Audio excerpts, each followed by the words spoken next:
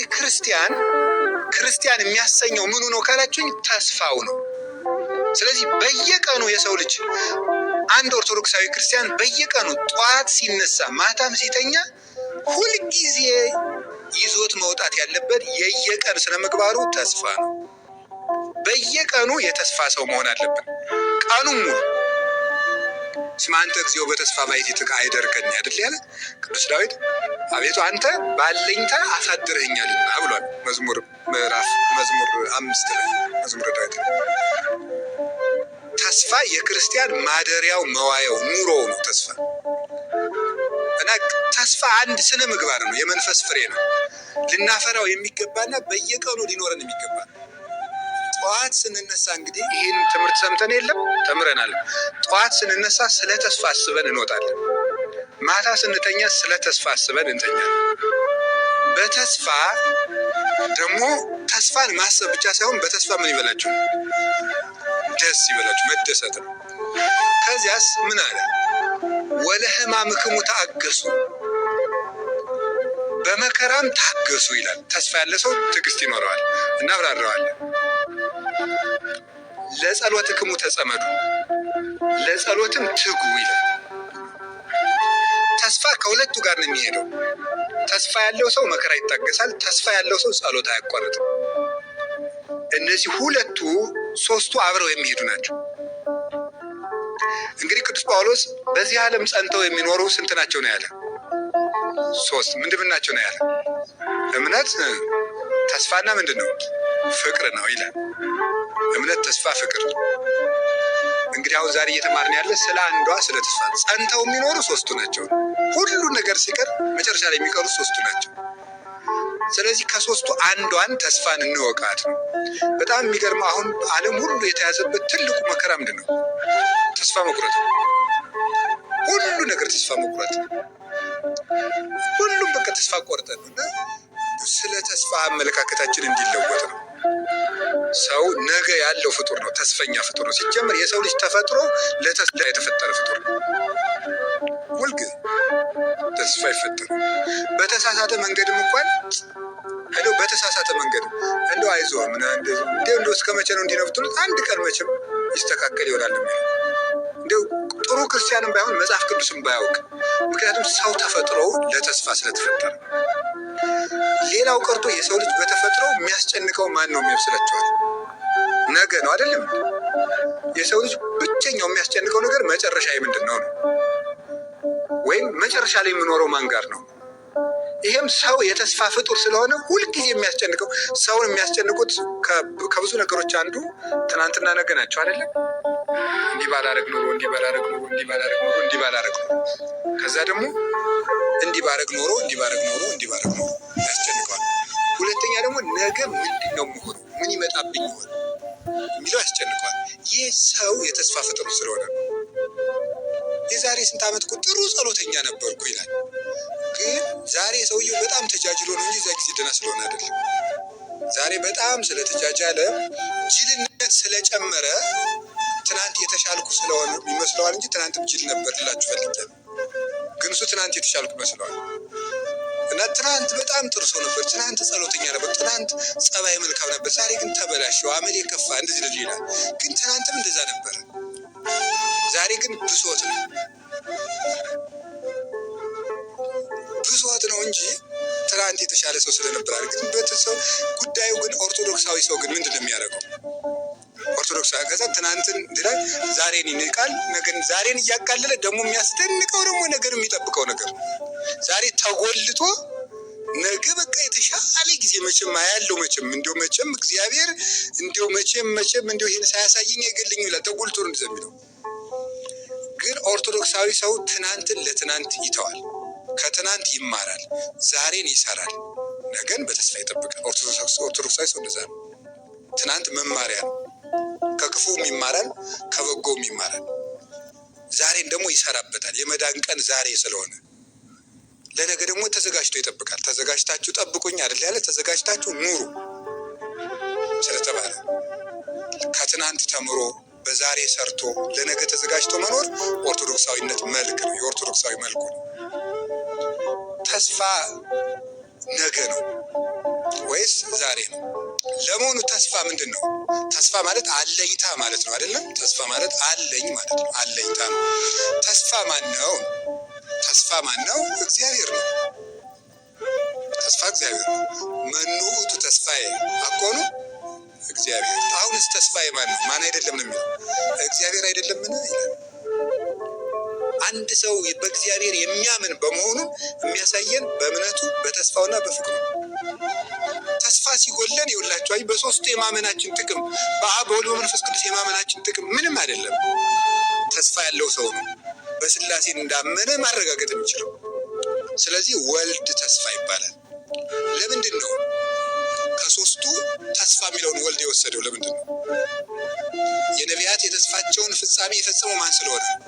በተለየ አካሉ ተገልጦ ስጋ ለብሶ የመጣ እሱ ስለሆነ ተስፋ ለወልድ ተሰጥቶ ይተረጉማል እንጂ አብ ተስፋ አይደለም ማለት አይደለም። ሁሉም በሁሉ አለበት። በአብ እምነትነት ማን አለበት? ወልድ መንፈስ ቅዱስ። በወልድ ተስፋነት ማን አለበት? አብ መንፈስ ቅዱስ። በመንፈስ ቅዱስ ፍቅርነት ማን አሉበት? አብ ወልድ። ሁሉም አሉበት። ግን ተስፋ ለወልድ ተሰጥቶ የሚነገርበት ምክንያት የነቢያትን ቀጠሮ የመዳን ተስፋ የፈጸመው እሱ ስለሆነ በስጋ ተገልጦ ሞቶ ተሰቅሎ አስታርቆ ትንቢተ ነቢያትን የፈጸመ የማዕዘኑ ራስ ሆኖ የታየ እሱ ስለሆነ በተለየ አካሉ ስጋ መልበሱንና ትንቢተ ነቢያትን መፈጸሙን በኋላም ታይቶ ተገልጦ ዋጋ በክበበ ትስብእት ተገልጦ የሚያስረክብ እሱ ስለሆነ ነው። ከዚህ የተነሳ ተስፋ በወልድ ይመስላል፣ ወይም ተስፋ ማለት ወልድ ነው እና እግዚአብሔርን ተስፋ ማድረግ ቅዱስ ዳዊትም ተስፋችን እግዚአብሔር እንደሆነ ነግሮናል። መዝሙር 26 ቁጥር 14 ላይ ምንድን ነው የሚለው? ተአገሶ ለእግዚአብሔር ወቅፍ ፍኖቶ ወተሰፎ ለእግዚአብሔር። እግዚአብሔርን ተስፋ አድርግ፣ ወተአገሶ ታገሰው፣ በርታ፣ ልብ ይጽና። እግዚአብሔርን ተስፋ አድርግ። ስለዚህ ተስፋችን እግዚአብሔር ነው። እንግዲህ በተስፋ ደስ ይበላችሁ ማለት ምን ማለት ነው? ተርጉሙት። በማን ደስ ይበላችሁ ማለት ነው? በጌታችን በኢየሱስ ክርስቶስ ምን ይበላችሁ ማለት ነው? ደስ ይበላችሁ ነው። ፊልጵስዩስ ምዕራፍ 4 ቁጥር 4 ላይ ይህንን ገለጸው። ምን ብሎ? እብለክሙ ተፈስሑ ዘልፈ በክርስቶስ፣ ደግሜ እላችኋለሁ በክርስቶስ ደስ ይበላችሁ ብሎ ተናገረ። በተስፋ መደሰት ማለት ምን ማለት ነው? ወይም በክርስቶስ መደሰት ወይም ተስፋን አድርጎ መደሰት ማለት ምን ማለት ነው? አንድ ሰው ተስፋ አለው ሲባል ምን ማለት ነው? ተስፋ አለው ሲባል ምን ማለት ነው? የመጀመሪያው ሁሉን በሚችል በእግዚአብሔር እጅ ውስጥ እንዳሉ ማመን ማለት ነው። እግዚአብሔርን ተስፋ ማድረግ ማለት እሱ ነው። ተስፋ አንድ ሰው ተስፋ አለው ማለት ምን ማለት ነው? ሁሉን በሚችል በእግዚአብሔር እጅ ውስጥ አለሁ ብሎ ማመን ነው። እምነት የሌለው ተስፋ የለም። ተስፋ የሚጎድለው እምነት ሲጎድል፣ እግዚአብሔር እቅፍ ነኝ ማለት ነው። ይሄ በተስፋ መደሰት በእግዚአብሔር እጅ ነኝ ማለት ከእግዚአብሔር ጋር እኖራለሁ ብሎ እግዚአብሔር አብሮኛል፣ እሱ ይጠብቀኛል፣ እሱ እጅ ላይ ነኝ ብሎ ማመን። ሁሉን በሚችል በእግዚአብሔር ካህሊነት ላይ መውደቅ ነው፣ ራስን መጣል። ግድፍ ላይ ለእግዚአብሔር ህሊናከ ወውቱ ይሴሰየከ፣ ህሊናህን በእግዚአብሔር ላይ ጣል ብሏል ቅዱስ ዳዊት። ጣለው፣ ራስን መጣል ለእግዚአብሔር። ለእግዚአብሔር ፈጽሞ አሳልፎ መስጠት ራስን፣ እሱ ነው ተስፋ ማለት። በእግዚአብሔር ጥበቃ ውስጥ መሆን። አንድ እግዚአብሔር የሰጠን ቃል ኪዳን ምንድን ነው? ሁልጊዜ አብሬያችሁ እሆናለሁ። ይህን ሁልጊዜ መርሳት የለብንም። አብሬያችሁ እሆናለሁ፣ እኔ ከእናንተ ጋር ነኝ የሚለው እግዚአብሔር የሰጠን ዋስትና ነው። በዚህ ሁልጊዜ እርግጠኛ መሆን፣ እኔ ከእናንተ ጋር ነኝ፣ እግዚአብሔር ከእኔ ጋር ነው ብሎ ማመን ተስፋ ማለት እሱ ነው። እግዚአብሔር ከአባቶች ጋር ብቻ ሳይሆን ከእኛም ጋር እንዳለ ማመን ነው። እግዚአብሔር ከአባቶች ጋር ብቻ ሳይሆን ከማን ጋር እንዳለ? ከእኛም ጋር የሚኖር ነው እግዚአብሔር። መጽሐፈ ኢያሱ ምዕራፍ 1 ቁጥር 5 ላይ እንዲህ ብሎ ይናገራል። ኢትፍራ በከመ ሀሎኩ ምስለ ሙሴ ከማሁ ይሄሉ ምስሌከ ወኢያሃድገከ። ከሙሴ ጋር እንደነበርኩ ከአንተ ጋር እኖራለሁ፣ አትፍራ፣ በመከራም አልጥልህም ማለት እግዚአብሔር ለሙሴ ነበር እንጂ እኔማ እንዳይል ከሙሴ ጋር እንደነበርኩ በዚያው መጠን ከአንተ ጋር እኖራለሁ አለ። እግዚአብሔር ከአባቶች ጋር እንደነበረው ከኛ ጋር ይኖራል። ከትልልቆች ጋር እንደነበረው ከትንንሾች ጋር ይኖራል። እግዚአብሔር ከኛ ጋር ለመሆን ከኛ መስፈርት ፈልጎ አይደለም ከኛ ጋር የሚሆን። ፍጥረቶቹ በመሆናችን አብሮን አለ፣ ሰው በመሆናችን አብሮን አለ፣ ክርስቲያን በመሆናችን አብሮን አለ። ፍጥረቶቹ ስለሆነ እንደ ማንኛውም ፍጥረት መልቶ አብሮናል። ሰው ስለሆን በአርአያው በአምሳሉ ስለፈጠረን በልዩነት ከኛ ጋር አለ። ክርስቲያኖች ስለሆን ደግሞ ተዋህዶን አብሮናል። ያን ነው ማሰብ። ከአባቶች ጋር እንደነበረው ከኛ ጋር ነበር። ከሐዋርያት ጋር ለሐዋርያትስ ምንድን ነው ያላቸው? የሰጣቸው ዋስትና አሁን ምንድን ነው? ወአነ ሄሉ ምስሌክሙ እስከ ሕልቀተ ዓለም፣ እስከ ዓለም ፍጻሜ እኔ ከእናንተ ጋር ነኝ። ሁልጊዜ እግዚአብሔር ለሰው ልጆች የሚሰጠው ተስፋ እኔ ከእናንተ ጋር ነኝ፣ እስከ ዓለም ፍጻሜ እኔ ከእናንተ ጋር ነኝ። እስከ ዓለም ፍጻሜ ጴጥሮስ አለ፣ ዮሐንስ አለ፣ በርቶሎሜዎስ አለ፣ ታዲዮስ አለ፣ ማን አለ? እስከ ዓለም ፍጻሜ ከእናንተ ጋር ብቻ አይደለም፣ ከሚመጣው ትውልድ ጋር ሳልለወጥ አብሬ እኖራለሁ። ዕብራውያን ምዕራፍ 13 ቁጥር 8 ላይ ቅዱስ ጳውሎስ የነገር እንደዚህ ነው። ኢየሱስ ክርስቶስ ዘትማልም ወይም ወክማውት እስከ ዓለም። ኢየሱስ ክርስቶስ ትናንትም ዛሬም እስከ ዘላለም ድረስ ሕያው አይለወጥም። እኛ ኃጢአተኛ መሆናችን እግዚአብሔር ከኛ ጋር አብሮን እንዳይሆን አያደርግም።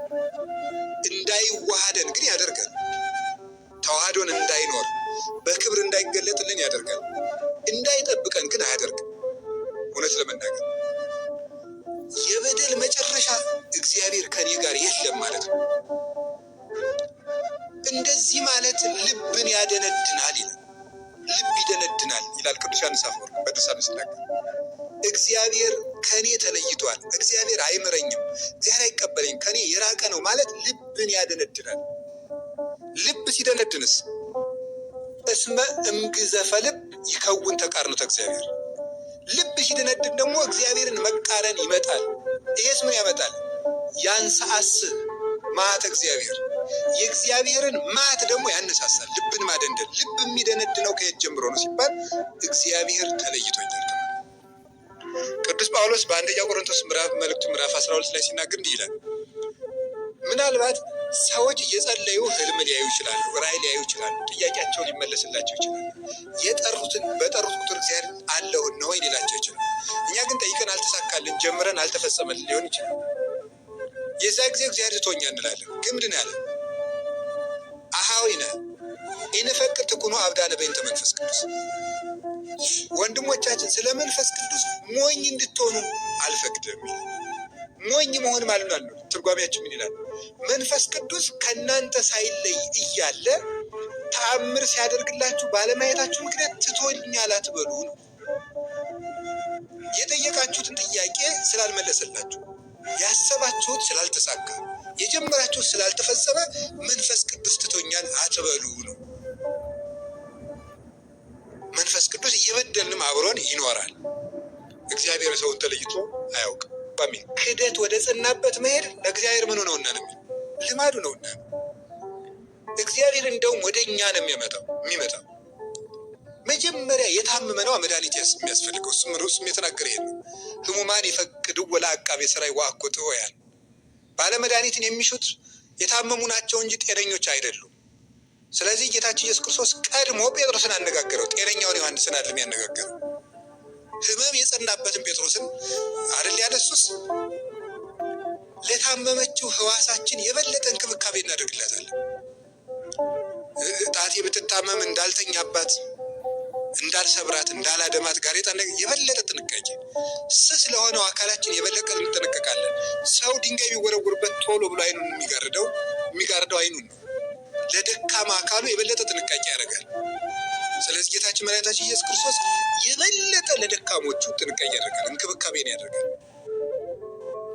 ተስፋ ማለት በእግዚአብሔር እጅ ላይ ነኝ ብሎ መናገር። የእናንተ የራስ ፀጉራችሁ እንኳን የተቆጠረ ነው ይላል። አያችሁ፣ ፀጉራችን ትርፍ አካላችን ነው። ግን ከእናንተ ትርፉ ነው የሚጣል ነገር የለኝም ነው። ሁሉ የኔ ገንዘብ ነው። የእናንተ ጥፍራችሁ ይሁን ፀጉራችሁ ይሁን የኔ ገንዘብ ነው። ቆጥሬ ሰፍሬ ይይዛችኋለሁ። እንድትጠፉብኝ አልፈልግም። አሳልፌም አልሰጣችሁም። በእኔ እጅና በእኔ ጥበቃ ስር ትኖራላችሁ። እጁ ደግሞ ሁሉን የሚችል ነው። እግዚአብሔር እጅ ውስጥ ማደር እና አይለየኝም ማለት እሱ ውስጥ መኖር በጽላሎተ ረድኤቱ እንደሚጋርደን እረኛ ነኝ ብሏል አይደለም? እኔ እረኛችሁ ነኝ፣ እጠብቃችኋለሁ። ምንድነው? ወበጽላሎተ ክነፊከ ምን ብላይ ነው የሚለው? ክድነኒ፣ እንደ አይን ብሌን ጠብቀኝ ነው። አይን በሽፋሽፍት ተጠብቃ የምትኖረውን ያህል ጠብቀኝ ነው። አንዲት ነገር ውልብ ስትል ከሽፋሽፍት ቀድሞ ላይን የሚደርስላት የለም። እንደዚያ ፈጥነህ ጋርደኝ ማለት ነው ቅዱስ ዳዊት። ሰው በእግዚአብሔር ጥግ እንዲህ ተጠግቶ ይኖራል። እግዚአብሔርን ጥግ ማድረግ አብሮኝ ይኖራል ማለት ተስፋ ይባላል። ስለዚህ ሁሉን የሚችል ላይለየን ቃል የገባልን በደልንም አልበደልንም አብሮን የሚኖር ሲኖር ደግሞ የሚችል አባትም አምላክም ስላለን በተስፋ በሉ ደስ ይበላችሁ። በእግዚአብሔር ተስፋ መደሰት ማለት ምን ማለት ነው? በእግዚአብሔር ከሆነ የማይቻሉ ነገሮች ሁሉ ይቻላሉ ነው። ተስፋ ማለት እሱ ነው። በእግዚአብሔር ከሆነ የማይቻሉ ነገሮች ሁሉ ይቻላሉ። ተስፋ እሱ ነው። ከሞተ ሕይወት ይመጣል። ከበላተኛ መብል ይወጣል። ካለቀ ነገር የሚኖር ነገር ይመጣል። በእግዚአብሔር ሁሉ ይቻላል። እሱ ነው ተስፋ ማለት። የማይቻሉ ነገሮች በእግዚአብሔር ይቻላል። ኩሉ ይትካሀል ለዘያምን ማርቆስ ምዕራፍ 9 ቁጥር 23 ላይ ይህንን ማመን ዓለም ሁልጊዜ የምታሳየን ምንድን ነው?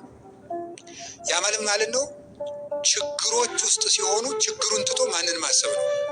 እግዚአብሔር ማሰብ። ይህ ነገር ያለቀ ነው የሚል ነገር ስናይ ለእግዚአብሔር እኮ ይቻላል ብሎ መታመን ተስፋ ይባላል። ዘይትካሀል በኀበ ሰብእ ይትካሀል በኀበ እግዚአብሔር። በሰው ዘንድ የማይቻል በእግዚአብሔር ይቻላል ብሎ ማመን። በሰው ዘንድ የማይቻል በሐኪም ሊሆን ይችላል የማይቻል ሐኪም ከሆነ አይቻል፣ ንጉሥ ከሆነ አይቻል። በሰው ዘንድ ያልተቻለ ግን በእግዚአብሔር ይቻላል። እግዚአብሔር ሰው እንደሚያይ አድርጎ አያይም ነው። እግዚአብሔር ሰው እንደሚያስበው አያስብም። እግዚአብሔር እንደ ሰው አድርጎ አይደለም የሚሰራው። እግዚአብሔር የሚያሰኘው ከሰው ውጪ በሆነ መንገድ ስለሚሰራ ነው። እኛ ከምናውቀው ኃይል በላይ ይሰራል እግዚአብሔር። ይህን የሚያደርግ እሱ ነው። በዚህ መታመን የማይቻሉ ነገሮች በእግዚአብሔር ይቻላል። ችግሮቻችን ውስጥ ሆነን እግዚአብሔርን ተስፋ ማድረግ ነው። በተስፋ መደሰት ማለት ነው።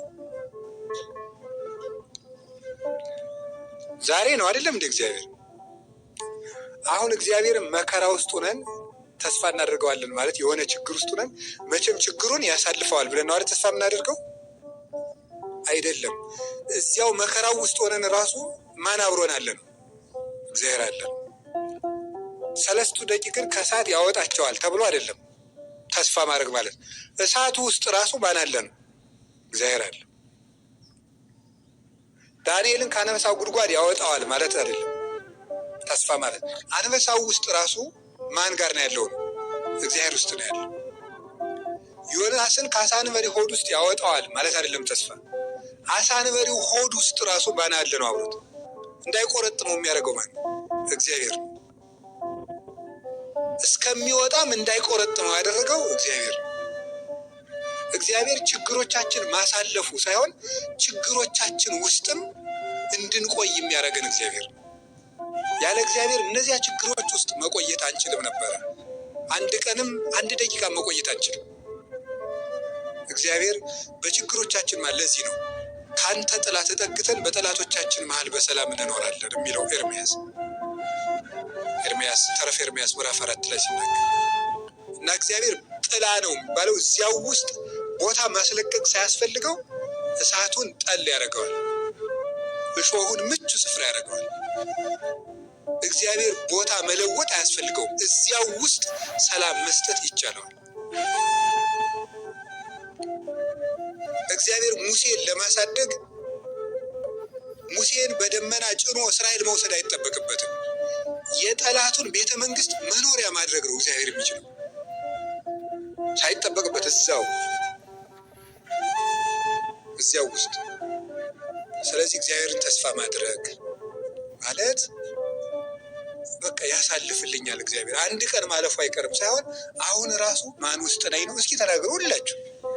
አሁንም እግዚአብሔር ውስጥ ነኝ ብሎ ማሰብ የሚገባል። እግዚአብሔር በቃ ቆይቶ ሲመጣ ነው እኛ ተመስገን እግዚአብሔር እንደው አሳልፈልኝ። መጀመሪያስ ማን ነው ሲያደርግልን የቆየ? እውነት ለመናገር እኛ እኮ የሚመስለን ችግሮችን እኛ አልፈን ኋላ እግዚአብሔር ያሳልፈልን የሚመስለው። መጀመሪያ ብቻችን እንደው ስንጣጣር ቆየን፣ እግዚአብሔር መጨረሻ ላይ መጥቶ ሳብ አደረገን ነው። እዛ አይደለም። መጀመሪያም እግዚአብሔር እቅፍ ውስጥ ነበር። ያንን ነው ማሰብ። እግዚአብሔር ተስፋችን እሱ ነው። ፈተናዎቻችንን በጎ ዕድል አድርጎ ይለውጣቸዋል። በተስፋ መደሰት ማለት እሱ ነው። ችግሮች ሲመጡ አይ መከራዬ ከማለት ይልቅ እዚህ ውስጥ እግዚአብሔር የሚያመጣው ደስታ አለ ብሎ መቀበል፣ በዚያ መደሰት ነው። መከራውን እንደ በጎ ዕድል። ለምንድነው መከራን አባቶቻችን የሚወዱት? መከራው በጎ ዕድል ስለሆነ ነው። በጎ ዕድል አድርጎ ነው። በሽታ ይሰጥና በበሽታው ምን ያደርገናል?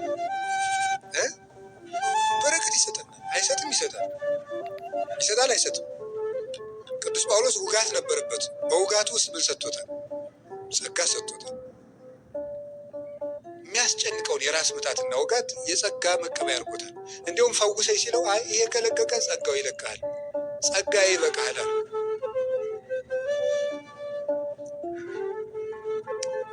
እግዚአብሔር የምናነክስበት ነገርም ካመጣ እዚያው ውስጥ ደግሞ ምን ይሰጠናል? በረከት። እግዚአብሔር ወገኖች እንደው ዓለም ከምትሰጠ ነገር እግዚአብሔር የሰጠን አንካሳነት አይሻልም? ይሻል።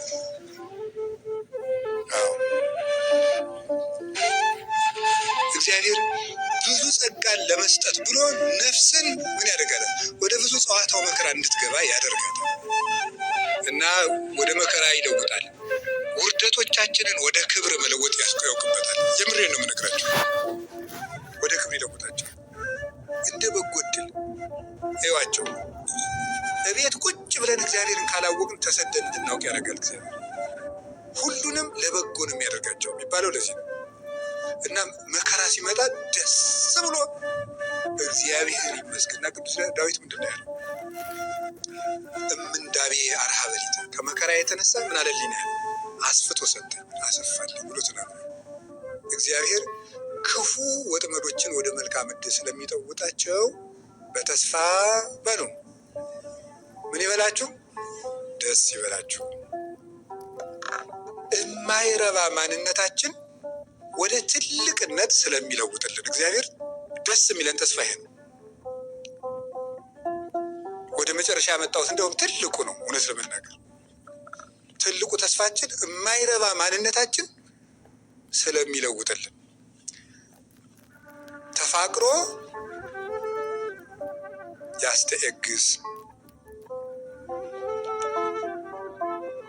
ፍቅር ትዕግስትን ያደርጋል። ፍቅር ተስፋን ያደርጋል። በሁሉ ተፋቅሮ በሁሉ ያስተአምን ይላል። ተፋቅሮ ወይም ፍቅር በሁሉ ተስፋ ያደርጋል። ሁለተኛ ቆሮንቶስ ምዕራፍ 13 ቁጥር 7 ላይ ሲናገር ፍቅር በሁሉ ምን ያደርጋል የሚለው ተስፋ ያደርጋል። ፍቅር በሁሉ ተስፋ ያደርጋል። እንዳትረሱ። ፍቅር በሁሉ ተስፋ ያደርጋል። ፍቅር በሁሉ ተስፋ ያደርጋል ማለት ምን ማለት ይመስላችኋል?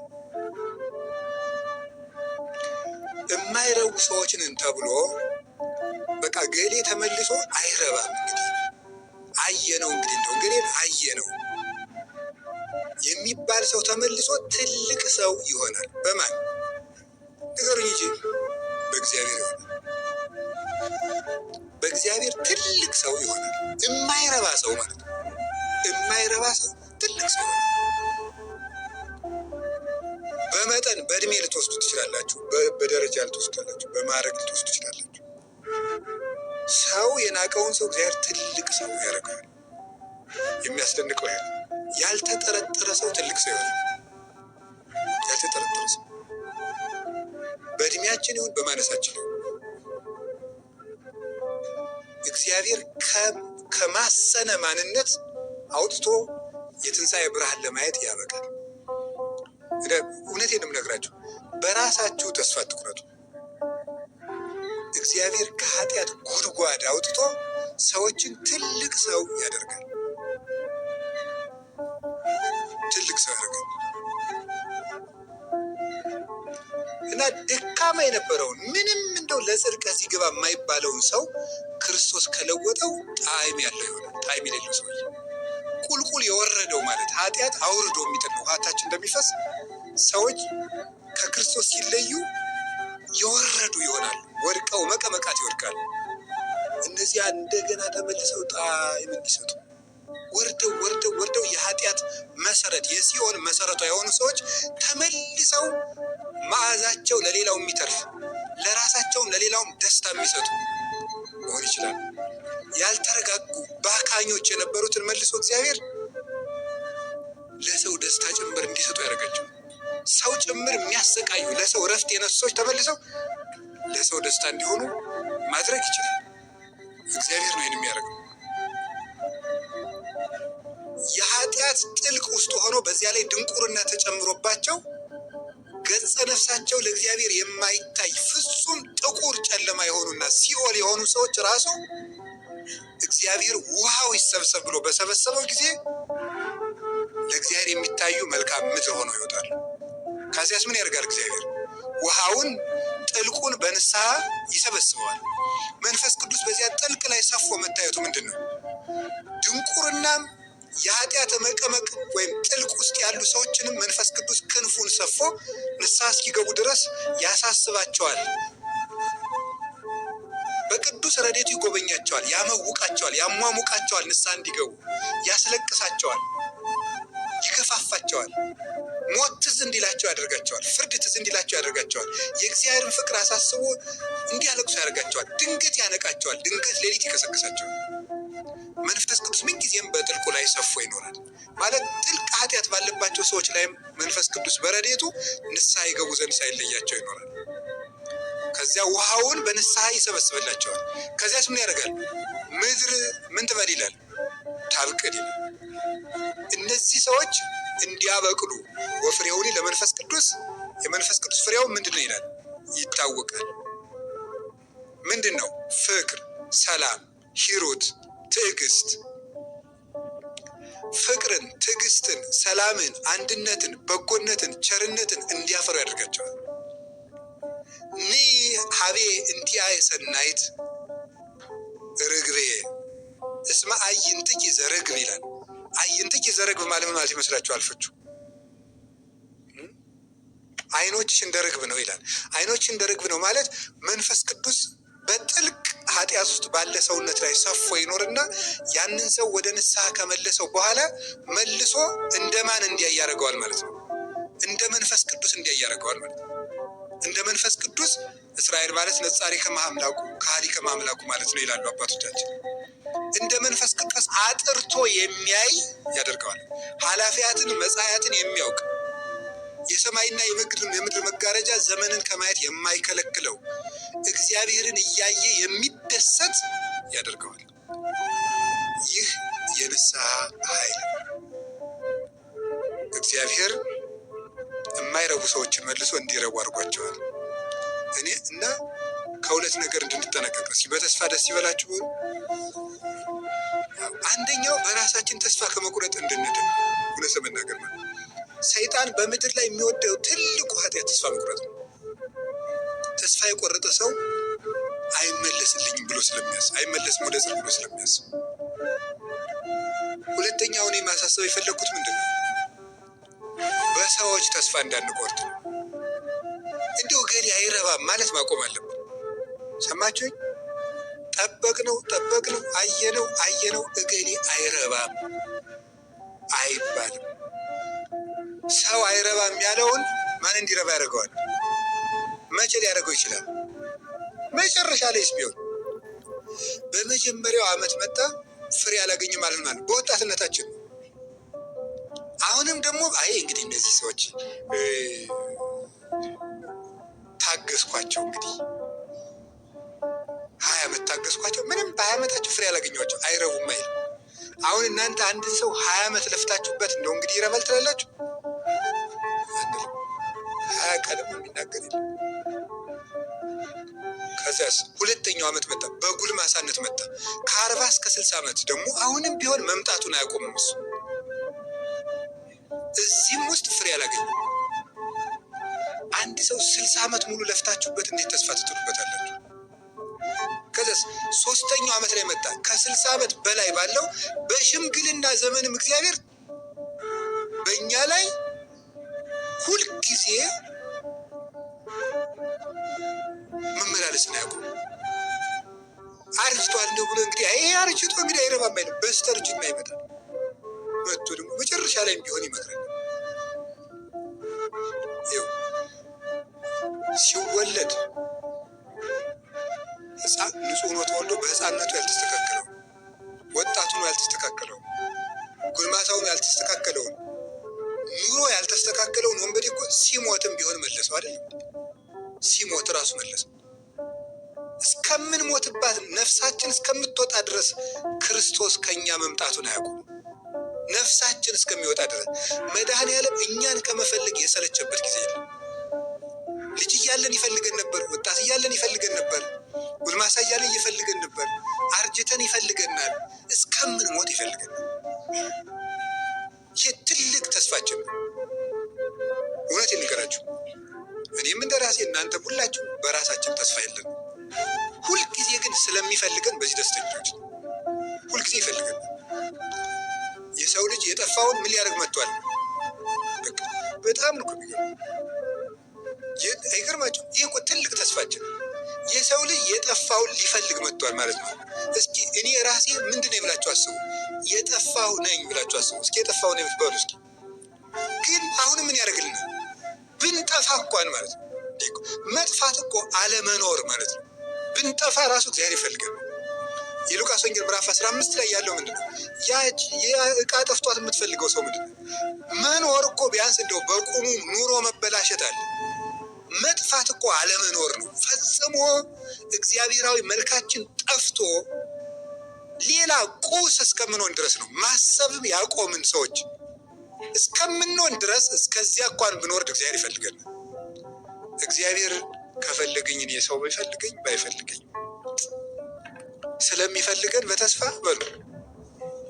አቤት ዓለም የሚፈልጉትን ምን ያደርጋል? ይፈልጋል። እግዚአብሔር የማይፈልጉትን ይፈልጋል።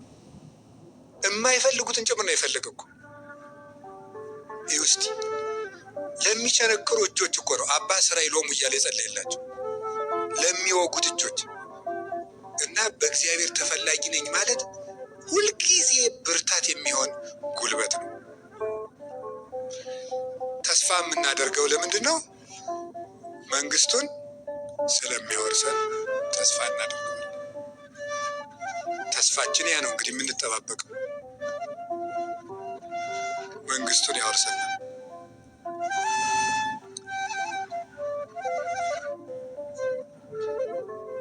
እና ያንን ተስፋ ስለሰጠን ደስ ይለናል። የመንግስተ ሰማያት ሰዎች ስለሆን ማለት ነው።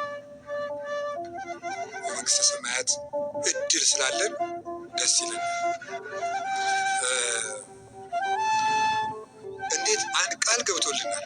መጥቼ ምን አደርጋችኋለሁ ብሎ እወስዳችኋለሁ ብሎ፣ ከዛስ እወስዳችኋለሁ ብቻ አይደለም፣ መጥቼ ወስዳችሁና የሆነ ጥሩ ቤት አኖራችኋለሁ አይደለም ያለ። ምንድን ነው ያለው?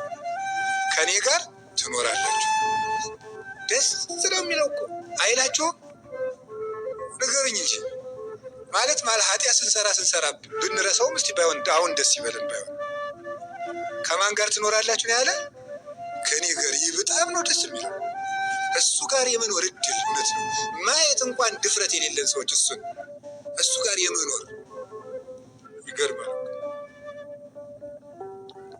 እንዲሁ ከክርስቶስ ጋር መኖር እንዴት ያለ ዕድል ነው በእውነት። ከእሱ ጋር ለዘላለም ሳይለዩ መኖር።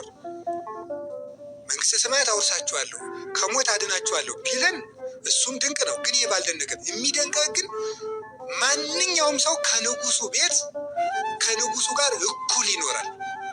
የንጉሱ ጎረቤት ሆኖ አይደለም የሚኖረው፣ ከንጉሱ ጋር አብሮ ያድራል በአንድ ቤት ውስጥ። ማንኛውም ሰው። ይህ እግዚአብሔር ለሰው ልጅ የሰጠው ትልቅ ስጦታ ነው። አንድ ንጉስ የፈለገ ሰፊ ቤተ መንግስት ቢኖረው አንድ ቤት ውስጥ ከሁሉም ባለሙሎቹ ጋር ሊያድር አይችልም። እግዚአብሔር ግን ካህሊ ነውና ከሁላችን ጋር እኩል አብሮን ያድራል መንግስተ ሰማያት ውስጥ። በጣም የሚያስገርመው ደግሞ ያችን መንግስተ ሰማያት ለመውረስ ኃጢአተኛ ብንሆን እንኳን እስከ ቀዝቃዛ ውሃ ድረስ ወርዶ ሊሰጠን ምን ብሎልን? ቃል ገብቶልን። እንግዲህ ከዚህ በላይ ምን ያርግ ትሉታላችሁ? ውሃ። አሁን ውሃ ሲል ውሃ አምጡና መንግስተ ሰማያት እንኳ አንዳንድ ሊትር ውሃ አምጡ ማለት ነው አይደለም። ውሃ ሁሉ ያገኘዋልና የተናቀ ነገር ነው። ትንንሽ ነገሮቻችሁን ይዛችሁም ቢሆን የኔ ፍቅር ገጽናላችሁ ትድናላችሁ ነው እንጂ ስለ ውሃ አይደለም ማውጋት የፈለግ። ውሃ የተናቀ እንደሆነ በትንንሽ ነገሮቻችሁ እንኳን እኔ ከእናንተ ትልቅ ነገር አልፈልግም፣ የምፈልገው እናንተን ነው። ባላችሁ ነገር መንግስቱን መውረስ ትችላላችሁ። እውቀት ካለ እውቀት፣ ከሌለህም ሰውነት ግን ሀብት ካለ በሀብት መጽው ተሰጠ ለክርስቶስ ሁሉን ተተ ከሌለህም ምስጋናህን አመስግን። ውሃን ሁሉ ያገኘዋል። ሁሉ ሰው በሚያገኘው በመጠኑ መንግስተ ሰማያት ትሰጠዋለች።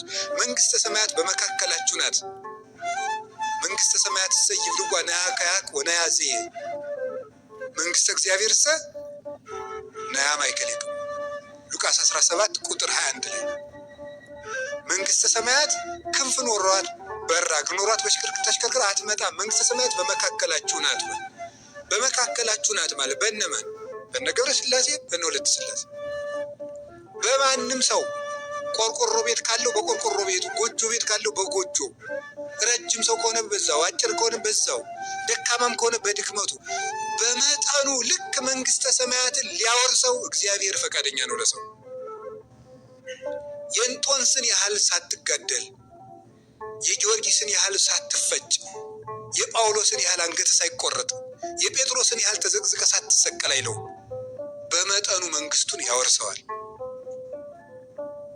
በቁራሽ እንጀራ ያወርሰዋል። መረቡን ብቻ ሰጥቶ ያወርሰዋል። እንደ ጴጥሮስ ሁለት ድቃቂ ሳንቲም እንደጣለችውም ባለችው ነፍስና ስጋውን ብቻ ይዞ በመቅረብ በህሊናው እግዚአብሔር መንግስቱን ያወርሰዋል። ለድሃው እንደ ድህነቱ፣ ለሀብቱ እንደ ሀብትነቱ እንደዚህ አድርጎ የሚሰጥበት መንግስት የእግዚአብሔር መንግስት ብቻ ነው ዘመዶች። ሌላው መንግስት ላለው ይሰጣል፣ ለሌለው ፊት ያዞራል። የእግዚአብሔር መንግስት ግን ለሁሉ ይሆናል። በተስፋ ደስ ይበላችሁ። እንደ ነገሩ ሆነን ብንኖርም ወንሴፎ ምንን ተስፋ እናደርጋለን? ትንሣኤን ሙታንን ተስፋ እናደርጋለን። በዚህ ዓለም ስንሞላ ስንጎድል፣ ስንወጣ ስንወርድ፣ ስንርቅ ስንቀርብ እንኖራለን። ግን